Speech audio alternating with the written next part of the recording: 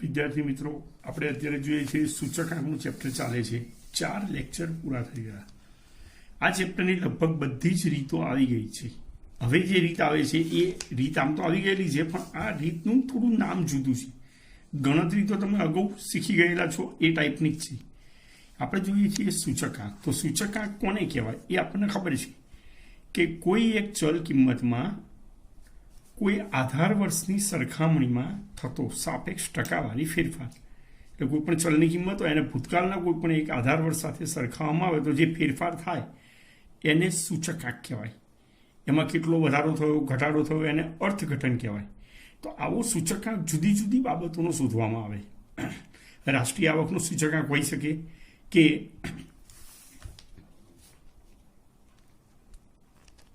રાષ્ટ્રીય આવકનું સૂચકાંક કે કોઈ એક દેશના ચાલુ વર્ષની સરખામણીમાં આધાર વર્ષમાં સૂચકાંક કેટલો હતો, ચાલુ વર્ષે કેટલો વધારો ઘટાડો થયો.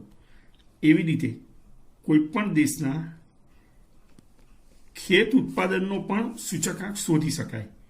કોઈ પણ દેશમાં રોજગારીનો પણ સૂચકાંક શોધી શકાય કે આધાર વર્ષની સરખામણીમાં ચાલુ વર્ષે રોજગારીનો દર વધ્યો કે ઘટ્યો. એ રીતે શિક્ષણ દરનો સૂચકાંક પણ શોધી શકાય. એ રીતે આયાત નિકાસનું સૂચકાંક પણ શોધી શકાય. જુદી જુદી બાબતોના સૂચકાંક શોધીને અર્થતંત્રમાં પરિસ્થિતિ આધાર વર્ષની સરખામણીમાં વધી કે ઘટી, સુધારો થયો કે ઘટાડો થયો એ બધું જાણી શકાય. એવી રીતે એક સૂચકાંક છે જીવન નિર્વાહનો સૂચકાંક.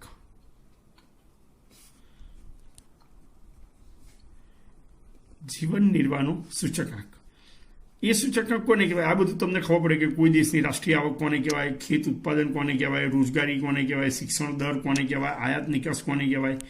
જીવન નિર્વાહનો સૂચકાંક એટલે કોઈ પણ વ્યક્તિએ પોતાનું જીવન જીવવા માટે જે ખર્ચ કરવો પડે એને જીવન નિર્વાહ ખર્ચ કહેવાય. મતલબ કે કોઈ એક વ્યક્તિએ આધાર વર્ષની સરખામણીમાં ચાલુ વર્ષે પોતાના જીવનના નિર્વાહ માટે, જીવન નિર્વાહ ખર્ચ એટલે વ્યક્તિએ પોતાની કે પોતાના કુટુંબની જરૂરિયાતો, પાયાની જરૂરિયાતો, ખોરાક, કપડાં, રહેઠાણ, શિક્ષણ, આરોગ્ય અને અન્ય પાયાની જરૂરિયાતો પૂરી કરવા માટે જે ખર્ચ કરવો પડે એને જીવન નિર્વાહ ખર્ચ કહેવાય કે એ જરૂરી જ છે. તો આધાર વર્ષની સરખામણીમાં ચાલુ વર્ષે એ ખર્ચ કેટલો વધ્યો, કેટલો ઘટ્યો એ જાણવા માટે સરકાર કે અમુક સામાજિક સંસ્થાઓ જીવન નિર્વાહનો સૂચકાંક શોધાવે છે. સરકાર એ માટે શોધાવે છે જો જીવન નિર્વાહ ખર્ચમાં આધાર વર્ષની સરખામણીમાં વધારો થયો હોય તો ખર્ચ વધે તો વ્યક્તિ પહેલાંની જેટલી આવકમાં પોતાનું કુટુંબ સારી રીતે ન ચલાવી શકે. એ માટે જીવન નિર્વાહ ખર્ચનો સૂચકાંક જેટલો વધે એના પ્રમાણમાં સરકાર કર્મચારીઓના મોંઘવારી ભથ્થામાં વધારો કરે છે, પગારમાં વધારો કરે છે. એટલે મોંઘવારી ભથ્થું કે પગારમાં વધારો કરવા માટે સરકાર જીવન નિર્વાહ ખર્ચનો સૂચકાંક શોધાવે છે.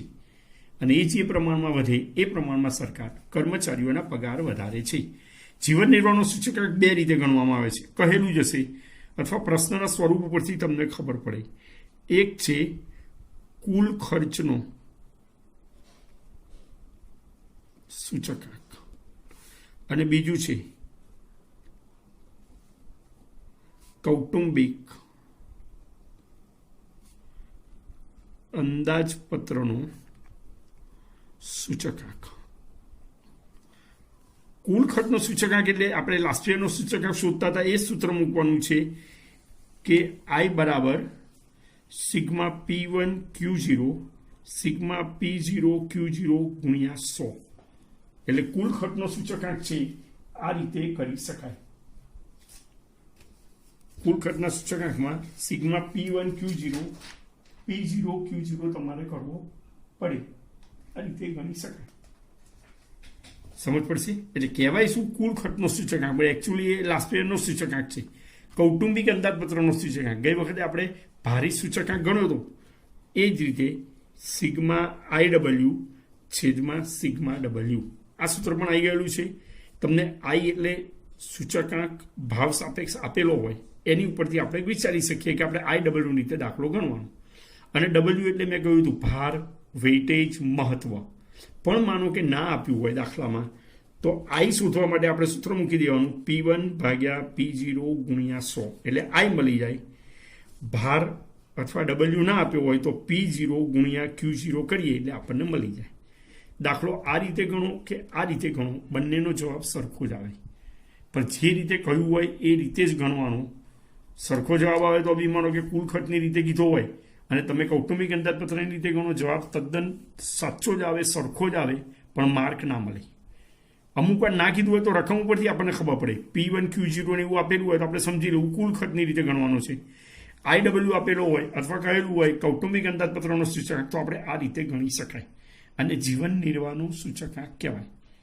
મેં કીધું એમ જીવન નિર્વાહ સૂચકાંકની ઉપયોગિતા શું છે? કર્મચારીઓના મોંઘવારી ભથ્થામાં વધારો કરવા માટે જીવન નિર્વાહ ખર્ચનો સૂચકાંક શોધવામાં આવે છે. કઈ રીતે શોધાય? હવે આમાં તો કંઈક નવું તો આવતું નથી. આ જ સૂત્ર ગણવાના છે જે અગાઉ ઓલરેડી તમે ગણી ચૂકેલા છો. મેં તમને પ્રેક્ટિસ માટે પણ દાખલા આપ્યા તો તમે ગણેલા હશે. આપણે આ પ્રકારના દાખલા ચોપડીમાં આપેલા છે. સ્વાધ્યાય પ્રમાણે ગણતરી કરીએ એક એકની એટલે તમને સમજ પડી જાય. જોઈએ સ્વાધ્યાય 1.4માં ટેક્સ્ટબુકની અંદર તમે જુઓ, સ્વાધ્યાય 1.4માં મધ્યમ વર્ગના કુટુંબોની અંદાજપત્ર તપાસ પરથી તેમની નીચેની માહિતી મળે છે. અંદાજપત્ર તપાસ એટલે કર્મચારીઓએ જે છે કે વ્યક્તિઓ છે એ લોકોના કુટુંબના જીવન ધોરણ માટે, જીવનનું પોષણ કરવા માટે જે જરૂરી ખર્ચ કરવો પડે એ તપાસ કરવામાં આવે કે એમનો અંદાજિત જરૂરી ખર્ચ કેટલો છે. એ પરથી નીચે મુજબ માહિતી મળે છે. તે પરથી 2013ના સાપેક્ષમાં 2015ના જીવન નિર્વાહ ખર્ચમાં કેટલો ફેરફાર થાય છે તે સૂચકાંક મેળવીને જણાવો. એટલે 2013 આધાર વર્ષ છે, 2015 ચાલુ વર્ષ છે. જો આ વર્ષ 2013 દરમિયાન, આ તો તમને આપણે સૂચકાંક મેળવીને જણાવો, જો 2013 દરમિયાન આધાર વર્ષ દરમિયાન કોઈ કુટુંબની ખર્ચપાત્ર માસિક આવક 15,000 હોય, 2013માં 15,000 હોય, હવે માનો કે 2015માં સૂચકાંક વધે તો આવક કેટલી વધે? તો વર્ષ 2015 દરમિયાન જરૂરી ખર્ચપાત્ર, જે જરૂરી ખર્ચ કરવાના હોય એ ખર્ચ કરવા માટે એવી જરૂરી સરેરાશ માસિક આવકનો અંદાજ મેળવો. આપણે ગણવાનું છે. હવે આમાં આપણે વિચારીએ કે કયું સૂત્ર આવશે, તો આપણે જોઈએ. નોટમાં મેં તમને બે સૂત્ર બતાવેલા હતા, કુલ ખર્ચની રીતે અને કૌટુંબિક અંદાજપત્રની રીતે. કઈ રીતે ગણવાનું એ કહેલું નથી, પણ દાખલામાં જો P1 Q0 ને એવું આપેલું હોય તો કુલ ખર્ચનું રીત આવે. જો કોઈ રીતે I આપેલું હોય, W આપેલું હોય તો આપણે IW ની રીતે ગણવાનું થાય. મતલબ કે કૌટુંબિક અંદાજપત્રનો સૂચકાંક ગણવાનું થાય. પ્રશ્નમાં જુઓ તમે, સમૂહ આપેલા છે વ્યક્તિ માટે જરૂરી ખર્ચા, ખોરાક, વીજળી, ભાડું, કપડાં અને પરચુરણ ખર્ચ એટલે આરોગ્ય છે ને અન્ય કોઈ ખર્ચા હોય તે. એને ભાર આપ્યો છે. ભાર એટલે W. મતલબ નક્કી થઈ ગયું હવે IW ની રીતે ગણવાનો થાય. W આપી દીધો છે, I નથી આપ્યો, પણ 2013નો ખર્ચ અને 2015નો ખર્ચ આપેલો છે. 2013નો ખર્ચ એ આધાર વર્ષનો ખર્ચ કહેવાય એટલે P0 કહેવાય. 2015નો ખર્ચ એ ચાલુ વર્ષનો ખર્ચ કહેવાય એટલે P1 કહેવાય. તો આપણે હવે ડિસાઇડ કરી શકીએ કે આપણે IW ની રીત વાપરવાની છે. W આપેલો છે, I નથી આપ્યો, તો આની ઉપરથી આપણે I ગણી શકાય. એ સૂચકાંક મેળવવાનું છે. પછી આપણે આ બીજી વિગત ગણીશું 15,000 વાળી. આને આપણે ગણીએ પહેલા, રકમ લખીએ બધી.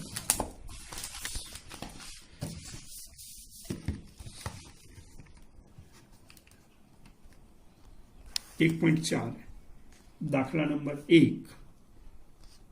વસ્તુ, જરૂરી વસ્તુ આપેલી છે, ખોરાક, બળતણ, વીજળી, ભાડું, કપડાં અને પરચુરણ ખર્ચ. પછી ભાર આપેલો છે એટલે આપણે એને કહી શકીએ વેઇટેજ. W છે 45, 15, 10, 45, 15, 10, 20 અને 10. પછી આપણે જોયું હતું 2013નો ખર્ચ છે, 2015નો ખર્ચ એટલે P0 અને P1 આપેલા છે. ખાના દૂરી નાખીએ.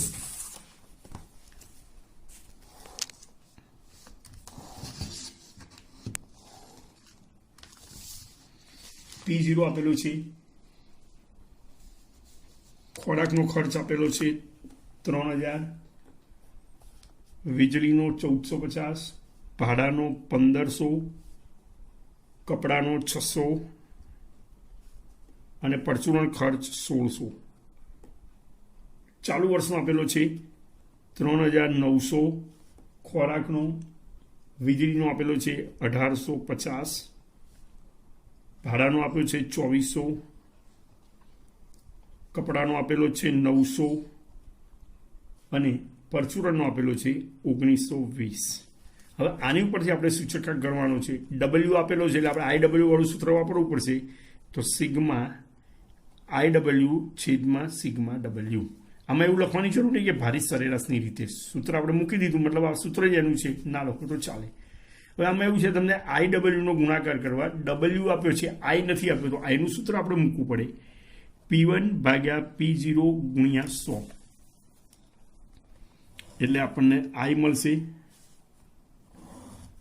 પછી આગળ ગણતરી કરીશું. પહેલા જ આપણે આઈ ગણીએ તો પહેલા P1 ખોરાક માટે આધાર વર્ષનો ખર્ચ અને ચાલુ વર્ષનો ખર્ચ આપેલો છે. ખોરાક માટે આધાર વર્ષનો ખર્ચ મતલબ એ લોકો આધાર વર્ષમાં ખોરાકના કુલ ખર્ચમાં 45% ખર્ચ કરે છે. એમનો ખોરાકનો ખર્ચ આખા કૌટુંબિક ખર્ચમાં 45% છે. એટલે 3900 આધાર વર્ષનો 3000 ગુણ્યા 100.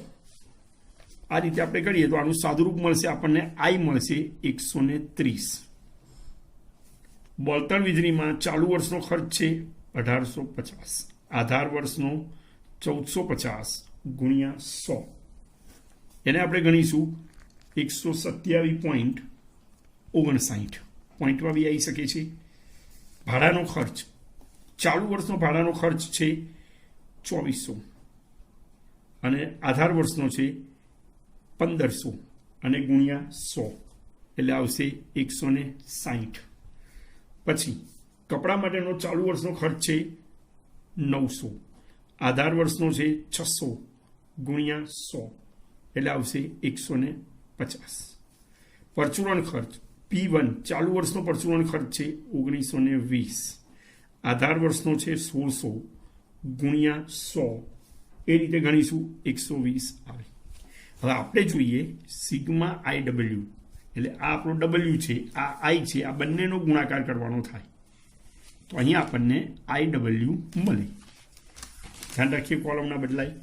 130 ગુણ્યા 45 કરવાના થાય. આઈ ડબલ્યુ આપણને મળશે 5850. 130 ગુણ્યા 45. પછી બળતણને વીજળી માટે 127.59 ગુણ્યા 15 કરીશું આપણે એટલે મળશે 1913.80. ભાડા માટે આઈ છે 160 ગુણ્યા 10 ખાના બદલાઈને ધ્યાન રાખવાનું એટલે આપણને મળશે 1600.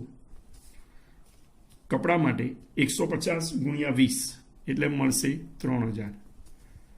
આઈ છે 120 ગુણ્યા 10 એટલે 1200. આઈડબલ્યુ મળી ગયું. અહીંયા આપણને ડબલ્યુ મળેલું છે, બંનેનું ટોટલ કરવું પડશે. ડબલ્યુનો સરવાળો કરીએ તો સરવાળો આપણને મળશે 100. મોટાભાગના કેસમાં ડબલ્યુનો સરવાળો 100 જ હોય, કારણ કે મહત્વ ટકાવારીમાં હોય છે અને ટકાવારી હંમેશા 100 હોય. આઈડબલ્યુનો આપણે સરવાળો કરવો પડે. 13563.80 કે 8 લખો તો બી ચાલે. આ રીતે કરી શકાય. અહીંયા આપણે કિંમત મૂકીએ 13563.80 ભાગ્યા 100 એટલે 135.63 આવશે. પછીનો આંકડો આનો આપણે સાદુરૂપ આપીએ તો આવું આવશે 135.63 અને 80. 135.6380 પોઈન્ટ પછીના બે આંકડા લઈએ. ત્રીજો આંકડો તમને ખબર છે રાઉન્ડ ઓફ કઈ રીતે કરીએ છીએ. ત્રીજો આંકડો 5 કે તેથી વધુ હોય તો એની આગળનો આંકડો વધી જાય એટલે 135.64 આપણે લખવું પડે. રીત આવી ગયેલી છે, સરળતાથી આવડી જાય એવું છે. આ દાખલા 5 માર્કના આવી શકે છે. હવે જુઓ, આ સિવાય એને બીજો એક પ્રશ્ન પૂછ્યો હતો. પ્રશ્નમાં જોઈએ આપણે કે જો વર્ષ 2013 દરમિયાન કોઈ એક કુટુંબની ખર્ચપાત્ર સરેરાશ માસિક આવક 15,000 હોય તો 2015 દરમિયાન જરૂરી ખર્ચપાત્ર સરેરાશ માસિક આવકનો અંદાજ મેળવો. 2013 આધાર વર્ષ છે, એમાં આવક 15,000 હતી. ગણતરી કરીએ આપણે. તો આપણે આમ મૂકીએ, સૂચકાંક અને સરેરાશ માસિક આવક આપણે ગણીએ કે આધાર વર્ષમાં 2000 આપણને આપેલું છે 13. તો 2013માં આધાર વર્ષનો સૂચકાંક શોધવો પડે. આપણે પહેલાં જ કહ્યું હતું આધાર વર્ષનો સૂચકાંક હંમેશા 100 હોય. સૂચકાંક 100 હતો ત્યારે વ્યક્તિની સરેરાશ માસિક આવક હતી ₹15,000. કેટલી હતી? 15,000. હવે સૂચકાંક વધીને 135.64 થયો તો આવક કેટલી થાય? તો આપણે અહીંયા લખીએ 135.64 ગુણ્યા 15,000 છેદમાં 100. ખબર પડે દરેકને. 100 સૂચકાંક હોય તો આટલી આવક. મારો સૂચકાંક બમણો થયો હોય, 200 થયો હોય તો આવક બી બમણી થવી જોઈએ. અહીંયા પોઈન્ટમાં વધે છે તો અહીંયા આપણે આટલો આવવો જોઈએ. તો અહીંયા આપણને જવાબ મળશે ₹20,346. ₹20,346. અહીંયા લખાય વર્ષ 2015ની જરૂરી ખર્ચ પાત્ર આવક. ખ્યાલ આવે વિદ્યાર્થીઓ? આ રીત હતી એ કૌટુંબિક અંદાજપત્રની રીત કહેવાય. આપણે અહીંયા લખીએ કૌટુંબિક અંદાજપત્રની રીત. એને કીધું નતું કે કૌટુંબિક અંદાજપત્રની રીતે ગણો, પણ આપણે W આપેલો છે એટલે આપણે એવી ધારણા કરી કે આપણે કૌટુંબિક અંદાજપત્રની રીતે દાખલો ગણવાનો છે. સમજ પડે? આ રીતે કરી શકાય. ખ્યાલ આવશે વિદ્યાર્થી મિત્રો? જીવન નિર્વાહ ખર્ચનો સૂચકાંક ગણવા માટેની 2 રીતો, કુલ ખર્ચની રીત અને કૌટુંબિક અંદાજપત્રની રીત. કઈ રીતે ગણવું? કાં તો તમને દાખલા ઉપરથી જ ખબર પડે. આપણે હમણાં દાખલો ગણો કે W આપેલો હતો તો આપણને ખબર પડી કે IWની રીતે ગણાય, અથવા તમને સ્પષ્ટ કહી દીધું જ હશે કે કઈ રીતે ગણવું. બરોબર? એવો જ એક દાખલો આપણે જોઈએ. કુલ ખર્ચની રીતે ગણવાનો છે. તમને ટેક્સ્ટબુકમાં આપેલો છે. એમાં જુઓ 1.4નો ત્રીજો દાખલો. નીચેની માહિતી પરથી કુલ ખર્ચની રીતે 2015 માટેનો જીવન નિર્વાહ ખર્ચનો સૂચકાંક શોધો. વસ્તુ ABCDE આપેલી છે. એકમ ક્વિન્ટલ. હજુ એ પ્રકારની વસ્તુનું એકમ આપ્યું છે ક્વિન્ટલ અને જથ્થો આપ્યો છે કિલોગ્રામમાં. આ બંને અલગ અલગ છે તો આપણે એને સમાન કરવા પડે. એટલે નાના એકમમાં રૂપાંતર કરવાનું. અગાઉ જે કરતા હતા એ જ. અને નિયમ પણ એ જ. એકમને જેટલા વડે ભાગો ભાવને પણ એટલા વડે ભાગવા પડે. એકમને જેટલા વડે ભાગો ભાવને પણ એટલા વડે ભાગવા પડે. ખ્યાલ આવશે? આ રીતે આપણે કરવાનું છે. ગણીએ આપણે. જો લખેલું જે પ્રમાણે અહીં આપણે લખીએ કુલ ખર્ચની રીતે. દાખલા નંબર 3 એમાં આવશે પહેલાં તો વસ્તુ, પછી એકમ, પછી જુઓ 2014નો જથ્થો, 2014નો ભાવ. એટલે તમને P0 અને Q0 અને P0 આપેલા છે. Q0 આપેલા છે, 2014નો જથ્થો Q0 આપેલો છે, 2014નો ભાવ આપેલો છે, P0 આપેલો છે અને 2015નો ભાવ P1 આપેલું છે. કુલ ખર્ચની રીત કીધી છે એટલે તમે યાદ કરી લો. મેં કીધું એમ લાસ્ટ પેરની રીતે ગણવાનું છે. આવડી શકે એવો દાખલો છે. ગણીએ આપણે. ABCD અને E.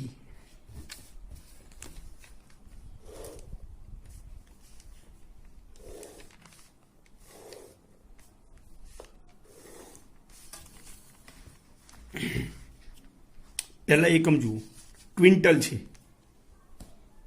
અહીંયા કિગ્રા છે તો ક્વિન્ટલના કિગ્રા કરવા હોય તો આપણને ખબર છે 1 ક્વિન્ટલ બરાબર 100 કિલો થાય. એટલે આને આપણે 100 વડે ભાગી નાખીએ. અહીંયા લખી નાખીએ એકમ 1 કિગ્રા. એકમ કેટલા લખીશું આપણે? 1 કિગ્રા. હવે Q0 એ તો કિલોમાં જ છે. Q0 તો કિલોમાં જ આપેલો છે એટલે આપણે અહીંયા લખી નાખીએ 50 કિગ્રા. હવે આને 100 વડે ભાગ્યા છે એકમને, તો ભાવને પણ 100 વડે ભાગવા પડે. 1200ને 100 વડે ભાગીએ એટલે 12 આવે. 1700 વડે ભાગીએ એટલે 17 આવે. સમજ પડી? આમાં રૂપાંતરનો મુદ્દો બી તમને સમજમાં ફરીથી આવડી જશે અને લાસ્પેરની રીત બી યાદ રહી જશે. લાસ્પેરની રીત એટલે કુલ ખર્ચની રીત. આમાં જુઓ, એકમ આપ્યો છે 20 કિગ્રા, મણમાં આપ્યો છે, અહીંયા કિલો છે, તો મણના કિલો કરીએ, આને 20 વડે ભાગવા પડે. અહીંયા લખીએ આપણે 1 કિગ્રા. જથ્થો 18 કિલો છે તો 18 કિગ્રા. જુઓ, બધું સરખું જ થાય છે. હવે આને 20 વડે ભાગીએ તો આને પણ 20 વડે ભાગવા પડે. એટલે 340 ને 20 વડે આપણે ભાગીશું તો આપણને રકમ મળશે 340, એના ભાગ્યા 20 કરીશું એટલે આપણને મળશે 17. પછી 380 ભાગ્યા 20 કરીશું એટલે આપણને મળશે 19. સમજ પડે? ફરીથી સમજાઈ દઉં. એ પ્રકારની વસ્તુમાં ક્વિન્ટલ હતા એકમમાં અને જથ્થામાં કિગ્રા હતા. તો ક્વિન્ટલના કિલો કરીએ તો આને 100 વડે ભાગીએ તો ભાવને પણ 100 વડે ભાગવા પડે. એટલે ભાવને 100 વડે ભાગીએ, 1200 ભાગ્યા 100 એટલે 12 અને 17. આને 20 વડે ભાગ્યા બી પ્રકારમાં તો બંનેના ભાવને પણ 20 વડે ભાગ્યા. અહીંયા જુઓ, સી એકમ 10 લીટરમાં આપ્યો છે, 1 લીટરમાં જોઈએ તો આને 10 વડે ભાગવા પડે. નિયમ મુજબ એકમને ભાગ્યા તો ભાવને પણ ભાગવા પડે. તો અહીંયા લખીએ આપણે 1 લીટર, 12 લીટર અને ભાવ છે 30 અને 40. બંનેને 10 વડે ભાગીએ એટલે 3 અને 4 આપણને મળે. સરળતાથી ખ્યાલ આવી જાય. અહીં જુઓ, ડીમાં ડઝન આપ્યા છે, એકમમાં ડઝન છે, અહીંયા નંગ છે તો ડઝનના નંગ કરવા પડે. આને 12 વડે ભાગવા પડે. અહીં લખી નાખીએ 1 નંગ, પછી 20 નંગ. એ તો નંગમાં જ આપેલા છે. જો હવે 15 ને 12 વડે ભાગવા પડે, કારણ કે ડઝનને 12 વડે ભાગીએ તો નંગ થાય. તો 15 ને 12 વડે ભાગીએ, પોઈન્ટમાં આવી શકે ભલે આવતા, લખી નાખીએ અહીંયા 1.25. 24 ને 12 વડે ભાગીએ એટલે આવશે 2. સરળતાથી ખ્યાલ આવી જાય. અહીંયા છે મીટર. જુઓ, સમાન એકમ છે, 1 મીટર છે. એકલું મીટર લખ્યું મતલબ 1 મીટર. આ 14 મીટર છે. ભાવ પણ મીટરમાં જ કહેવાય. બધું મીટરમાં જ છે. બધું મીટરમાં સમાન એકમમાં છે. રૂપાંતર કરવાની કોઈ જરૂર નથી. આપણે લખી નાખીએ મીટર, 14 મીટર, 12 અને 16. આ રીતે કરી શકાય. હવે આપણે ગણવાનો છે દાખલો. કુલ ખર્ચની રીતે એટલે મેં કહ્યું હતું એમ લાસ્પેનની રીતનું સૂત્ર મૂકવાનું છે. Sigma P1 Q0 P0 Q0 ગુણ્યા 100. તો કોલમ પણ એ રીતે બનાવવા પડશે. P1 Q0 P0 Q0.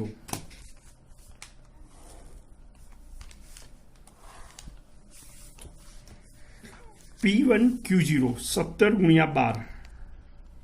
P1 Q0 17 ગુણ્યા 50 કરવાના થશે. આ P0 છે, કોલમમાં ભૂલ ના થાય. 17 ગુણ્યા 50 એટલે 850. 19 ગુણ્યા 18. P1 Q0 19 ગુણ્યા 18 342. પછી 4 ગુણ્યા 12 48. પછી 2 ગુણ્યા 20 એટલે 40. પછી 16 ગુણ્યા 14 224. આ P1 Q0 આપણે કર્યું. હવે આપણે P0 Q0 બી કરવું પડશે. આ બંનેનો ગુણાકાર કરવાનો. P0 અને Q0 12 ગુણ્યા 50 600. 19 ગુણ્યા 17 306.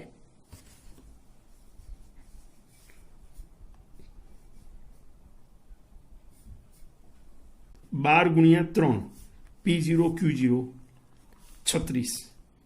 પછી 20 ગુણ્યા 1.25 એટલે 25. પછી 12 ગુણ્યા 14 168. ખ્યાલ આવે? તમારી જાણીતી રીત છે, લાસ્પેની રીત જ છે. હવે એનું ટોટલ કરી દઈએ આપણે.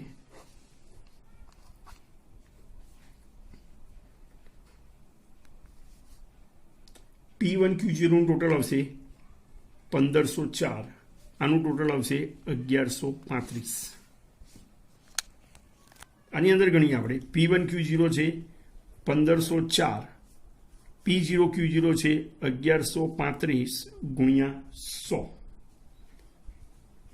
એટલે આવશે 132.51. આ તમારો જીવન નિર્વાહ ખર્ચનો કુલ ખર્ચની રીતે સૂચકાંક આવ્યો કહેવાય.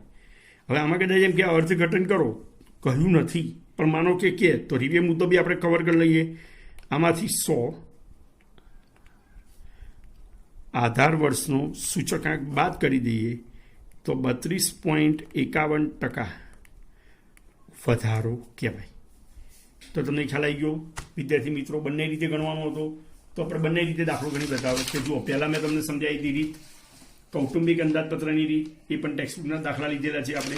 બીજાની અંદર હતી કુલ ખર્ચની રીત. બંને રીત તમારે આવી ગયેલી હતી. બંનેના સૂત્રો બી આપણે ગયા લેક્ચરોમાં તમને સમજાવી દીધેલા હતા. તમે સરળતાથી કરી શકો. ખ્યાલ આવે. આ ચેપ્ટરની મોટા દાખલાઓની બધી જ રીતો પતી ગઈ.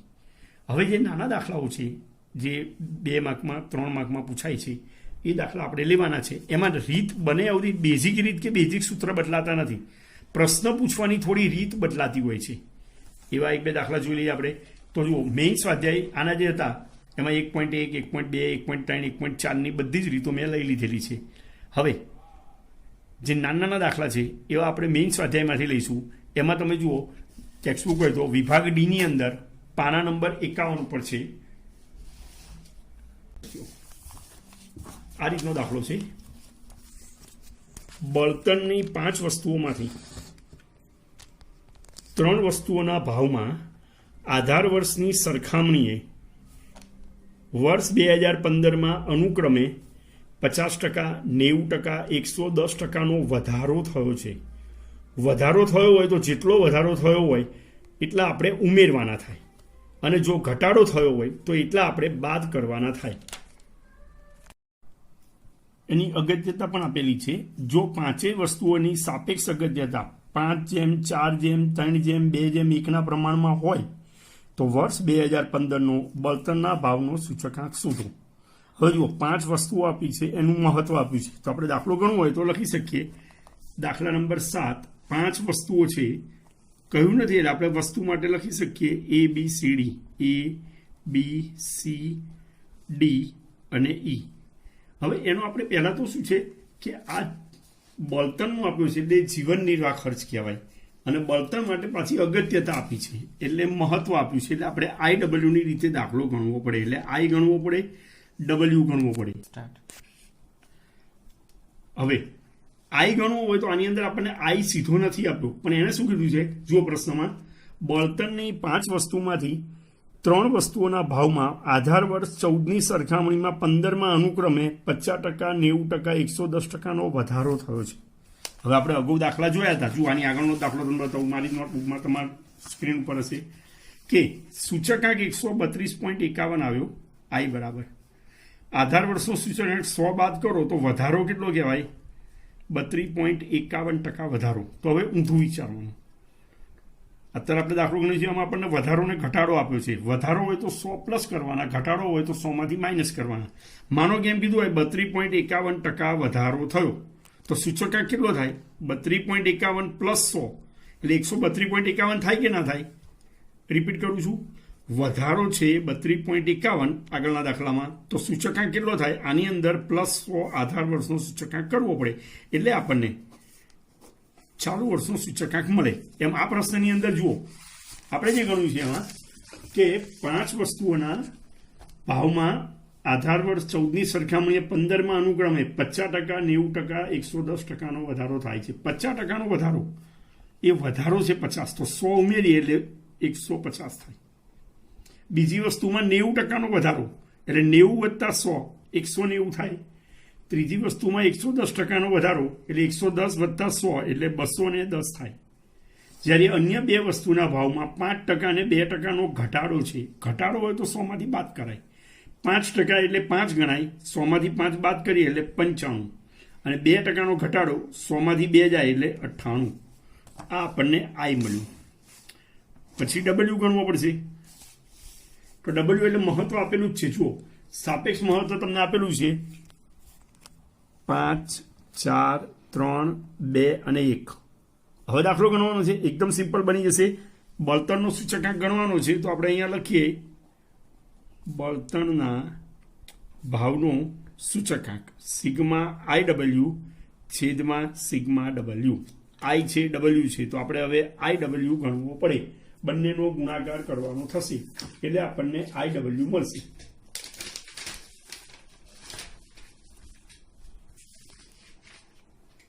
ગણીએ આપણે. પહેલાનો થશે 750, 150 ગુણ્યા 5 એટલે 750, પછી 760, 630,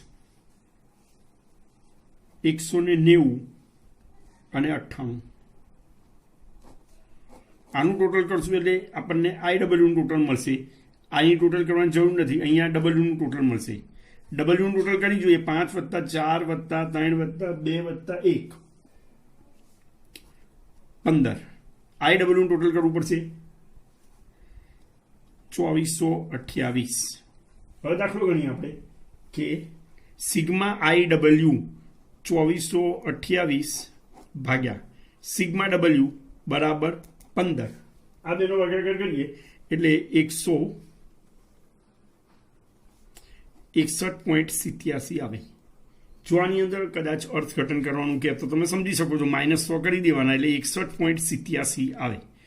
વધારો કે ઘટાડો હંમેશા પોઈન્ટ પછીના આંકડા 2 લેવાના અને વધારો ઘટાડો જે થશે આમાંથી 100 બાદ કરીએ એટલે 61.87% વધારો કહેવાય.